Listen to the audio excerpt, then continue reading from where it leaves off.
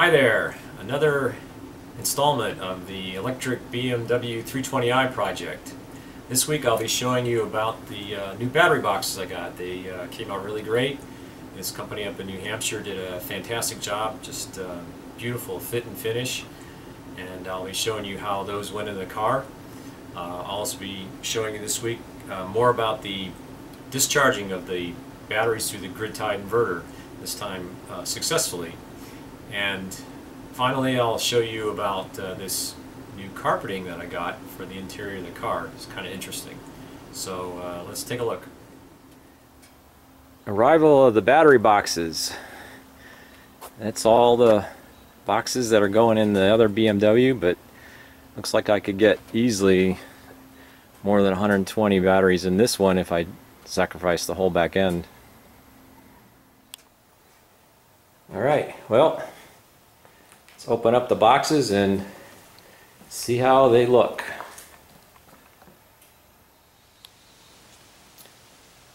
Well, let's hear how they look. These are the two boxes going in the back seat. This is the one big one that's going in the trunk, and then this is the one that goes in the front. Looks like they did a real nice job finishing everything. Let's see how they have to fit.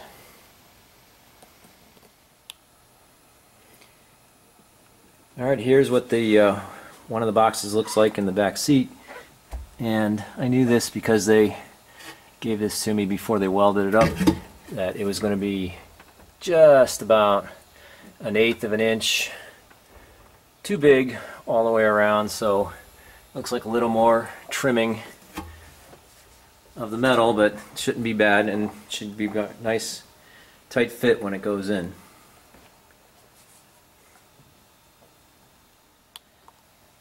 Actually, this is the way that goes, the two holes for the battery cables that go in and out, but doesn't matter, pretty much symmetric in size all around. So next thing to be is cutting more metal. Okay, one of the rear seat battery boxes finally got set in. Took a few more little cuts here and there. Had to resort to the fiber wheel because there's just no room for Sawzall or anything else, but got a pretty good fit on everything. See, just a little gap down there in the corner. That was the worst part because I had to cut through a small weld that welds the that part of the car to the frame. Hopefully that won't ever come apart, but now I gotta work on the next box hole and get that all squared up. That needs a lot more cutting. That was never really set up as well as the first one, but that's how it looks there. Here's what it looks like on the bottom of the car. See, it just sticks down a little bit. It's about the same height as the cross member. Plan to use the bolts here that had the original gas tank. That's going to be used to hold a plate that's going to go across the whole bottom of this to help protect it, even though that's pretty thick aluminum.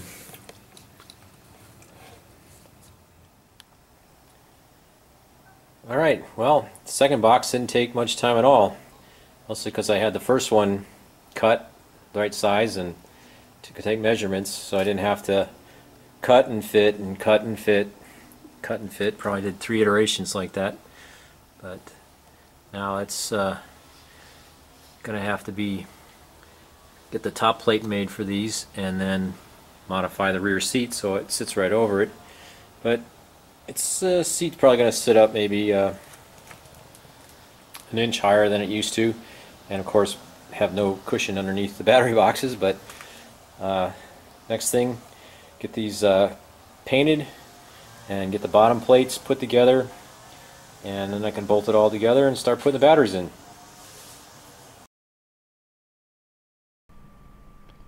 Unfortunately, I didn't get any video of the front battery box as it was installed before I had to send it back because I made a mistake. But here are some photographs that I took of it.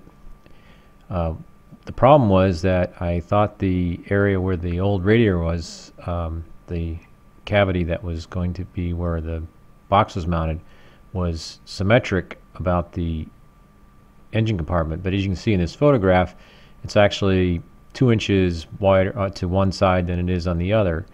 And we originally had designed this to have an equal gap on both sides, which was 5.5 inches. So now it has to be 6.5 inches. And with that, we were able to put the box in backwards at this point just to see it fit up around the wheel wells, and it fits in very tightly. It's nice. In fact, you see the mallet there. I had to give it a little help to get in there. But overall, it's going to be a good fit, and the company's agreed to put the bracket in the right place.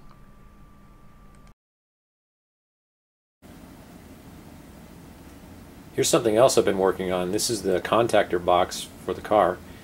Going to be using 2 contactors for the main power, and then the 250 watt resistor to do the pre-charge on the DMOC. The third contactor I might use for the DC-DC converter. I haven't decided if I'm going to go that way. But then I have a set of 12 volt relays that will be controlled by the JEVQ. You might have noticed the difference in the cable size here. This AUT2 is what I put throughout the car, and these smaller AUT1 cables are what came on the DMOC. I'm thinking I might upgrade the inverter at some time for a higher power one, so a lot easier to replace these cables than these. Still working on discharging the batteries for bottom balancing, and while I'm waiting for the parts to fix the other grid tie power inverter, I picked this one up on eBay. This is only 1200 watts. This one I only paid $170 for on a bid, so that's like 14 cents a watt. Pretty cheap inverter. Seems to work pretty good. It has a lower voltage range than the other one. This one only goes up to 50 volts. But it seems to be working well to discharge a smaller group of batteries. One more thing, to make sure that I don't over discharge the batteries, I have a JLD meter set up, and it has using the relay output to drive the contactor. It has a set point of 30 volts in it, which will be, this is 12 batteries, so pulled down to 2.5 volts, would be 30 volts. And it just shuts off the DC and the inverter stops drawing current. And doesn't seem to mind that too much, but probably wouldn't leave it on like that for very long. And here's the Sendyne data being collected. Very interesting, something that Jack alluded to last week, that with these high precision current measurements, we're beginning to see, we can see a lot of noise in the data. This is real noise from the switching of probably the MOSFETs on the input. And you can see that the scale of that is on the order of more than half a volt of noise, even though these Sendyne units are good to like millivolts. The other thing is with the, I've discovered with these particular inverters, they only convert the wattage that's going in. They don't seem to have any gain adjustment for lower voltage. So with this one being rated at 50 volts, if you don't have 50 volts, then you don't get 1200 watts out. Something else it does, about every 5 to 6 minutes it shuts off, probably due to thermal issues going on. That's what the spikes in the data are. That's the current going to zero current.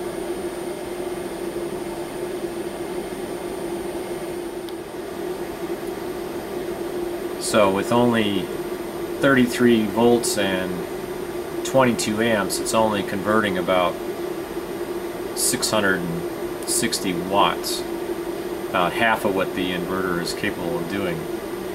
Now, that makes it kind of an interesting issue because they say it can be used from 28 to 50 volts, but you don't get the 1200 watts unless you have 50 volts.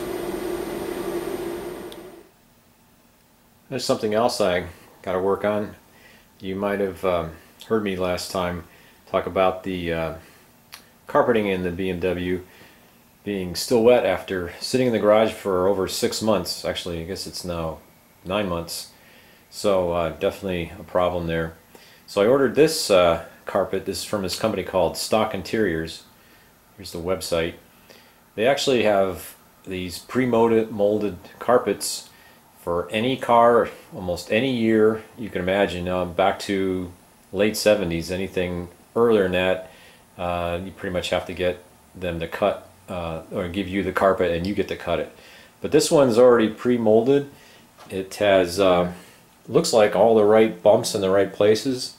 Even has on that BMW, the rear deck where the speakers are, has carpeting, so that's about the only holes that they've cut in it. There's 2 more for the kicker panel.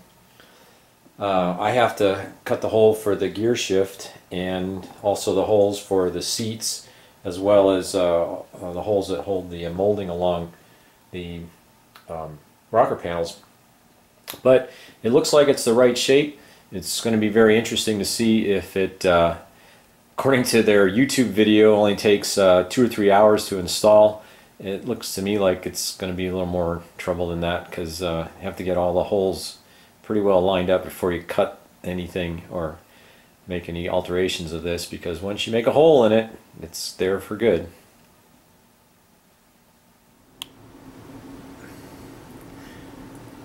So you can see that those battery boxes are pretty awesome. I think they did a great job. And next thing is to etch them and then get them painted. I haven't really decided what colors I'm going to use yet, but that's the very next thing. You'll see, you know, unfortunately that bracket wasn't done right, but this company is really cool. They actually welded a new one on for me free of charge. And you can see also that carpeting is going to be something I'm very interested to see if it actually does take the 2 to 3 hours that the company shows in their YouTube video. I wonder how many times they had to practice that. I think it's going to turn out to be an all-day job, but probably something I won't attempt until after EVCon. So if you're going to be at EVCon this year, you'll see I'm giving a presentation on the Sendyne BMS, and so you'll see more data about that and some of the plans that we have going forward for that product. So hope to see you there, and otherwise thanks for watching, and I'll see you again. Bye.